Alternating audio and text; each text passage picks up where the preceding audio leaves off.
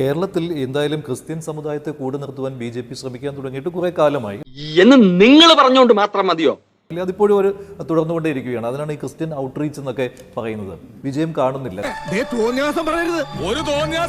കാരണം സഭകളൊക്കെ അനുകൂലമായിട്ട് വന്നാലും ചില പ്രശ്നങ്ങളുണ്ടല്ലോ, സംഘപരിവാറിന്റെ ചില നടപടികളൊക്കെ. താങ്കൾ അതിനെക്കുറിച്ച് വ്യാകുലനല്ലേ? അതിന്റെ ഒരു സൂചന മനസ്സിൽ കിട്ടിയോണ്ടല്ലേ ഞാൻ പെട്ടെന്ന് ഇങ്ങോട്ട് പോകുന്നത്. ഇവിടെ നമ്മളിപ്പോ ഇതെല്ലാം പറയുന്നുണ്ട്. ഇപ്പൊ സിറിയയിൽ എന്താ നടക്കുന്നത്? ബംഗ്ലാദേശിൽ എന്താ നടക്കുന്നത്? റുമേനിയയിലും മറ്റൊന്നല്ല സംഭവിച്ചത്. ജർമ്മനിയെ നിങ്ങൾ തകർത്തു. പാകിസ്ഥാനിൽ എന്താ നടക്കുന്നത്? ഇവിടെയൊക്കെ ഹിന്ദുക്കളും ക്രിസ്ത്യാനികളും ഒക്കെ ആക്രമിക്കപ്പെടുന്നില്ലേ? പക്ഷെ വിയറ്റ്നാമിലെയും കംബോഡിയയിലെയും വടക്കൻ കൊറിയയിലെയും ജനങ്ങൾ ഞങ്ങളുടെ ആവേശമാണെന്ന് നീ മനസ്സിലാക്കി. ഇവിടുത്തെ കാര്യം പറയുമ്പോ എന്തിനാ അന്താരാഷ്ട്രത്തിലേക്ക് ഓടുന്നത്? മുസ്ലിങ്ങൾ ആക്രമിക്കപ്പെടുന്നുണ്ട്. പല സ്ഥലങ്ങളിലും പല സംഭവ വികാസങ്ങളും നടക്കുന്നുണ്ട്. ശരിയാടാ. ഇന്ത്യയില് പല സംസ്ഥാനങ്ങളിലും അങ്ങിങ്ങായിട്ട് ചില സംഭവങ്ങളൊക്കെ നടക്കുന്നുണ്ടത്. വിവരമില്ലാത്തവനാണെങ്കിലും സത്യം പറയൂ.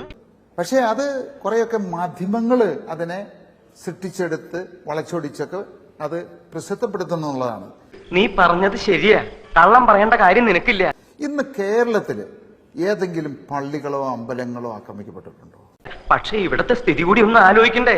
ഇന്ന് കേരളത്തില് ഏതെങ്കിലും പള്ളികളോ അമ്പലങ്ങളോ ആക്രമിക്കപ്പെട്ടിട്ടുണ്ടോ? കാരണം കേരളം ഭരിക്കുന്നത് LDF ആണ്.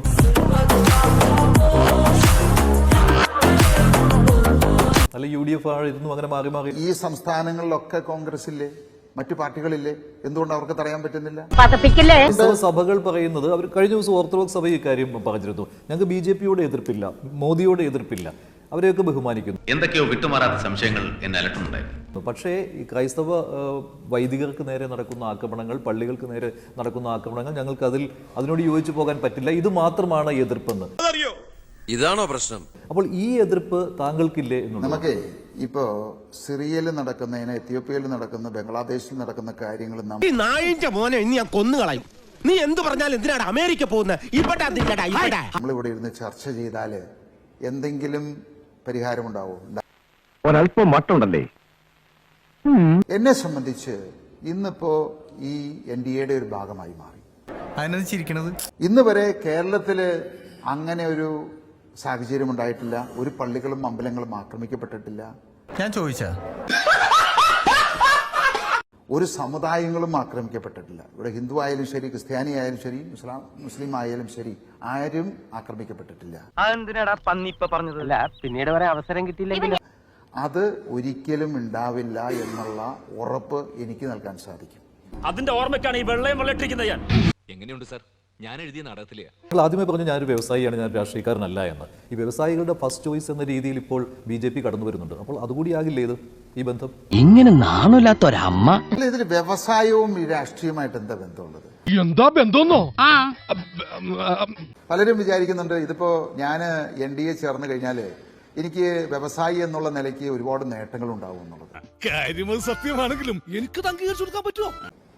കാരണം ഒന്ന് മനസ്സിലാക്കേണ്ടത്, ഒരു വ്യവസായം നടത്തുന്നതിന് കേന്ദ്ര ഗവൺമെന്റിന്റെ ഒരു ലൈസൻസും ആവശ്യമില്ല. അപ്പൊ നീ എനിക്ക് പുല്ലുവിലൂടെ തരുന്നത്? പുല്ലുവില ഒരപേക്ഷ പോലും കേന്ദ്ര ഗവൺമെന്റിൽ കൊടുക്കേണ്ടതായിട്ടില്ല. ED, ആര്? Enforcement directorate. തോൽക്കുന്നതിന് തൊട്ട് മുമ്പ് വരെ ശുഭാപ്തി വിശ്വാസം വളരെ നല്ലതാണ്. ഇതില് നമ്മൾ വിചാരിക്കുന്നതേ, എന്തെങ്കിലും രീതിയിൽ കള്ളത്തരങ്ങൾ ചെയ്യുന്നവർക്കല്ലേ ഇങ്ങനെയുള്ള ആളുകളെ ഭയപ്പെടേണ്ട കാര്യമുള്ളൂ. എടി നിനക്കൊന്നും എന്റെ വില മനസ്സിലാവില്ല. എന്നെ കറിയണമെങ്കിലേ നാട്ടിലൊന്ന് ഇറങ്ങി ചോദ്യം. KRP എന്ന് പറഞ്ഞാൽ ഞെട്ടും. GST ഓഫീസിൽ പോയിട്ടുണ്ട്, ഇൻകം ടാക്സ് ഓഫീസിൽ പോയിട്ടുണ്ട്, കസ്റ്റംസിൽ എല്ലാ ആഴ്ചയും ആളുകൾ പോകുന്നുണ്ട്. അത് വലിയ പാപമാണോ? അത് തെറ്റാണോ? അത് ഞാൻ കോമഡി ഫീൽ ചെയ്യാതിരിക്കാൻ വേണ്ടി തന്നെയാ കട്ട ബാസിൽ സംസാരിക്കുന്നത്. നീ ഇങ്ങനെയൊക്കെ സംസാരിക്കുന്നത് തന്നെയാണ് ഏറ്റവും വലിയ കോമഡി. ഇന്ന് കേരളത്തിലല്ല, ഇന്ത്യയില് 100% നിയമങ്ങൾ എന്താണോ ബൈബിൾ എടുത്തു വെച്ചാൽ അത് അങ്ങനെ തന്നെ നടപ്പിലാക്കിയിരിക്കുന്ന ഒരു സ്ഥാപനമാണ് ഞങ്ങളുടെ. നമ്മുടെ ഈ ക്രിസ്ത്യാനികളുടെ ഇടയിലെ പൊതുവെ ഉള്ള ആ ഒരു ഉളത്തരുണ്ടല്ലോ, ദോഷം പറയരുതല്ലോ, അത് നിനക്ക് ഇത്തിരി കൂടുതലാ കേട്ടോ. അപമാനിച്ച് ഞാൻ പോയിക്കോട്ടെ.